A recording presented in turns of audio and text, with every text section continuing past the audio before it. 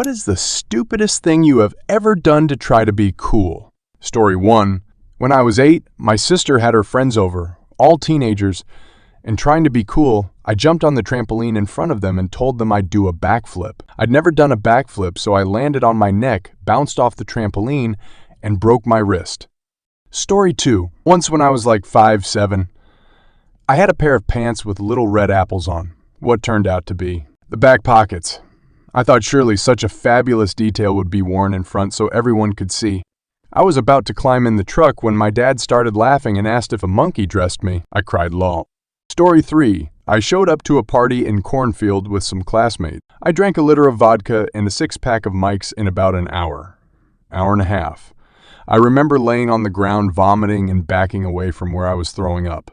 Then I woke up in my car and no one was around anymore and the bonfire had gone out. Sad thing is, I was 20, one at the time and at a party for a 19-year-old. I was the only one of age to drink, but the one who handled it the most irresponsibly. Story 4. It could have been worse. When I was 21, I got blazing on jelly vodka and ended up being offensive, sleazy, obnoxious, and loud at a party of old and new friends alike. They've forgiven me since, and it has all blown over. But it was a really bad incident where I nearly lost my closest friends. I wish I'd simply puked and passed out. I wouldn't have spent the next few years living with shame, guilt, and self-doubt afterwards. Your party could have gone a lot worse. Story 5 tried to strike a Zippo lighter on my stubble. I was about 15. It was fluffy hair. Ripped a zit out of my face. Looked like I'd been shot. Still have an odd clump of scar tissue in my cheek. Story 6 spilled my drink to hide that I pissed my pants. Was too cool to say I needed a bathroom. Edit, before one more of you tell me that was actually smart, it was not. The problem was that it was November. We were outside drinking and smoking to hide from our parents.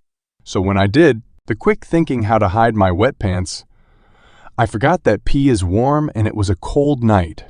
So my pants were kind of steamy lol. I was 22 and a bit drunk. Story 7. Here's the story of the time I pissed my pants in public. I'm pretty sure it was first grade.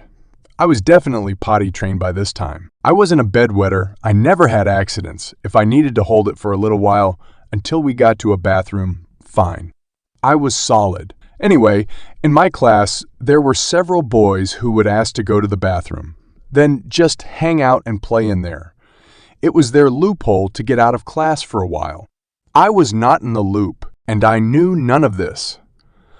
One day, to combat it, the teacher made some announcement about how boys weren't allowed to do that anymore. I don't remember what exact words she used. I don't know how clear the message was, but what my 6-year-old mind interpreted from what she said was no one is allowed to ask to go to the bathroom anymore. I didn't understand why that was a rule now, and I never brought it up to my parents.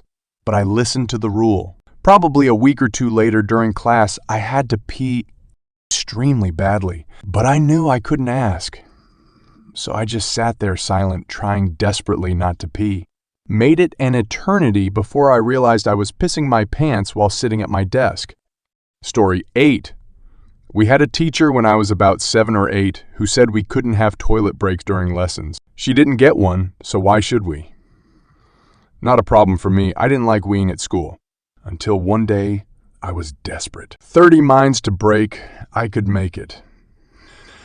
20 minds to break, getting worse, but can still make it. 10 minds to break. Can't do any work, just trying not to pee myself and praying the lesson doesn't run over. Just over 5 minutes to break. I can't hold it anymore. A minute or two later, everyone is called to the carpet to have a group discussion about the lesson. I can't move. The T comes and asks why I can't move. The Ta comes and asks why I can't move. I explain and I'm ushered out of the room with no one noticing, thankfully. One boy turned to look as I left the room. The teacher quickly got him to turn around so he didn't see I'd weed.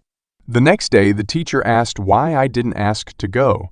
I said because of her rule, and she looked at me as if I was genuinely stupid and said, well, of course, if you're desperate, you can go.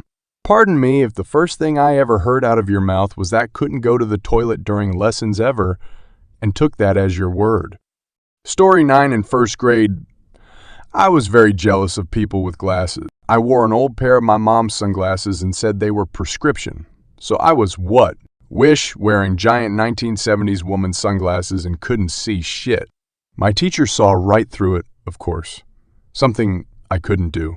She didn't call me out, just humored me, to a point. I kept taking them off to read the chalkboard, and she told me to put them back on. She called my mom and explained the situation. Mom picked me up from school, and all I remember is denying it, and then my mom expressed her disappointment that I'd lie to her and to a teacher. So I told kids I switched to contacts, which were barely a thing then, especially for kids. Story 10. Our neighbor asked my dad if we kids would like his kid's rabbit. I'm not sure why. My dad said sure. The neighbor assumed that we'd keep it as a pet. My dad killed and cooked it that night. The neighbor kid found out.